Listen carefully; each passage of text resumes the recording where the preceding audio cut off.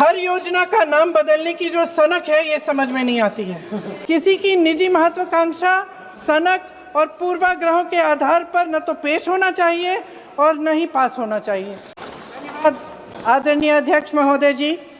मैं नियम 72(1) के तहत इस विधेयक को पुनर्स्थापित करने पर अपनी सख्त आपत्ति दर्ज करना चाहती हूँ।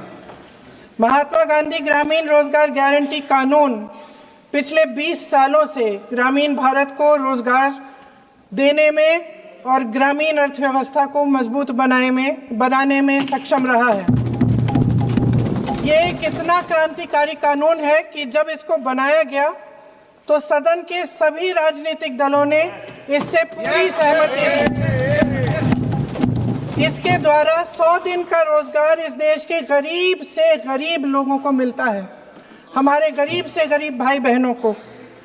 हम सब जनप्रतिनिधि हैं महोदय। जब हम अपने अपने क्षेत्रों में जाते हैं, आप भी जानते हैं, दूर दूर से हमें दिख जाता है कि मनरेगा का कौन मजदूर है।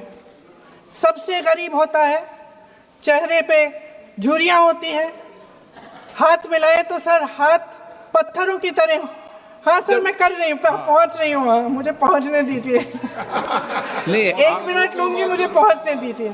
सर, उनके हाथ पत्थरों की तरह कठोर होते हैं क्योंकि इतनी मजदूरी करते हैं। तो सर, मेरा जो इस बिल पर ऑब्जेक्शन है, सर ये जो कानून है इसके तहत हमारे गरीब भाई बहनों को जो रोजगार की कानूनी गारंटी मिलती है, जो अधिकार मिलता है, वह इस योजना में मांग के आधार पर संचालित होता है। मतलब जहां जहां रोजगार की मांग है वहां इस योजना द्वारा 100 दिनों का रोजगार अनिवार्य है, देना अनिवार्य है। इसके साथ साथ केंद्र से इसके लिए जो पूंजी जाती है वो भी मांग पर आधारित होती है।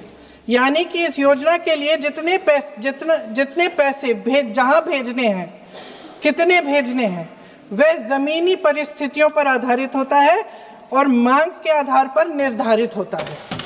सर, इस विधेयक की अनुसूची 1 में उपनियम 4(1) और 4(2) द्वारा केंद्र को इजाजत दी गई है कि वह पहले से ही निर्धारित कर लें कि कितनी पूंजी कहां भेजी जाएगी। इससे संविधान के 73वें संविधान संशोधन को नजरअंदाज किया जा रहा है। सर महोदय, इसके जरिए ग्राम सभाओं को इस योजना की मांग की जमीनी परिस्थितियों के आधार पर तय करने का पूरा अधिकार दिया जाता था। आज वो अधिकार कमजोर किया जा रहा है। सर आखिर बात है, 1 मिनट, जब आप इस पे पूरी डिटेल चर्चा हो तो आप डिटेल बोलना। इस पे आपकी पार्टी शुरुआत है सर, अभी शुरुआत है।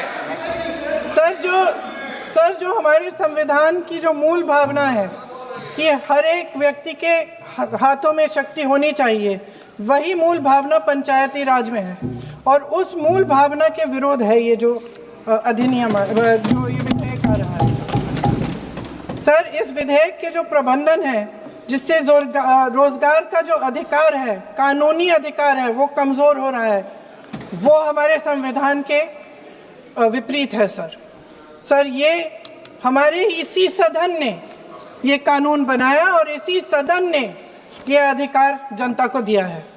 ओके। सर एक और है सर, महात्मा गांधी मनरेगा में 90% अनुदान केंद्र से आता था।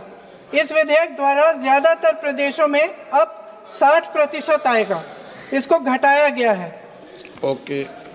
सर इससे प्रदेशों की अर्थव्यवस्था पर बहुत भार होगी और खास तौर से ये वे प्रदेश जिनकी अर्थव्यवस्था पहले से ही केंद्र की ओर से जीएसटी के बकाये के इंतजार में है। ओके, माननीय सदस्य। हो गया सर इस विधेयक द्वारा केंद्र का नियंत्रण बढ़ाया जा रहा है और जिम्मेदारी घटाई जा रही है। सर जो 100 दिन का अधिकार आपने 125 करने की बात की है, लेकिन इसमें वेतन की बढ़ोतरी, आपकी जो मजदूरी की बढ़ोतरी है, इसकी कोई बात नहीं है। माननीय सदस्यों, सर ये सही बात है कि अभी तक जो बकाया है वो ही पूरा नहीं हुआ है। माननीय सदस्य गणों, मैं आपसे सर आग्रह आखिरी बात यह है सर कि हर योजना का नाम बदलने की जो सनक है ये समझ में नहीं आती है।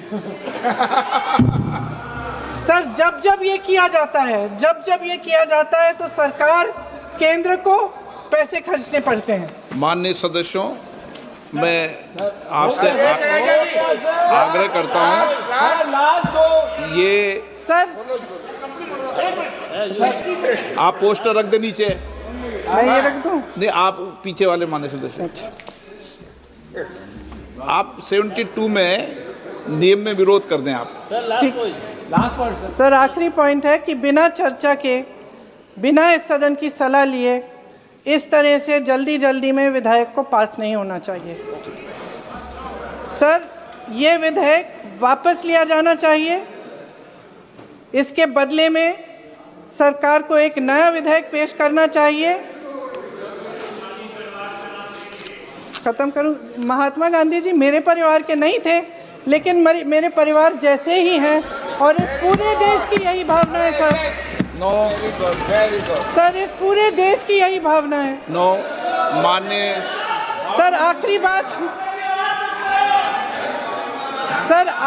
बात यह है कि गहन जांच पड़ताल और व्यापक चर्चा के लिए इसे कम से कम स्थायी समिति के पास भेजा जाना चाहिए और कोई विधायक किसी की निजी महत्वाकांक्षा, सनक और पूर्वाग्रहों के आधार पर न तो पेश होना चाहिए और न ही पास होना चाहिए।